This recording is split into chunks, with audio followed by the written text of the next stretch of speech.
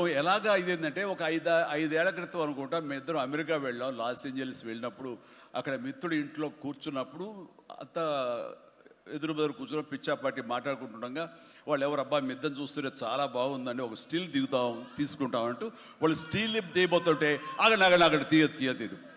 చిరంజీవి కూర్చుంటారు, నేను నిలబడతాను అని చెప్పేసాడు. అదేంటి వెంకీ అలా కాదు, నేను నిలబడతాను అన్నాను. లేదు ఇది నా మైండ్ లోపల ఎప్పటి నుంచో మీరు అట్లా బాస్లో కూర్చుంటే కనుక కాలు మీద కాలు వేసుకుని నేను వెనకాల నిలబడి ఉంటాను. ఇది ఒక మంచి స్టోరీకి స్టిల్ లీడ్ అవ్వాలి అంటే మన హాలీవుడ్ గాడ్ ఫాదర్ చూసారా, మెర్లిన్ బ్రాండో అండ్ ఆల్ పాచినో అలాంటి క్యారెక్టరైజేషన్స్. వెంకీ నువ్వు వెళ్ళి వాడు నరుకురా అంటే నువ్వు వెళ్ళి మ్యాస్గా నరికి వచ్చేస్తాను అంటే తనకి ఎప్పటి నుంచి ఉందో అలాంటి జోనర్ సినిమా చేయాలి, మా ఇద్దరు కాంబినేషన్ చేయాలన్న కోరిక ఉందో ఆయన వ్యక్తపరిచేసరికి నేను చాలా ముచ్చటపడిపోయాను. అదేవిధంగా స్టిల్స్ కూడా మేము దిగాము, అది ఎవరు లీక్ చేస్తారో నేనైతే లీక్ చేయలేదు, అది బయటకు వెళ్ళిపోయింది ఆ స్టిల్స్. అండ్ అలాగా అది నా మైండ్లో పడేసరికి అప్పటి నుంచి ఈ అవకాశం ఈ సినిమాలో వస్తుంది.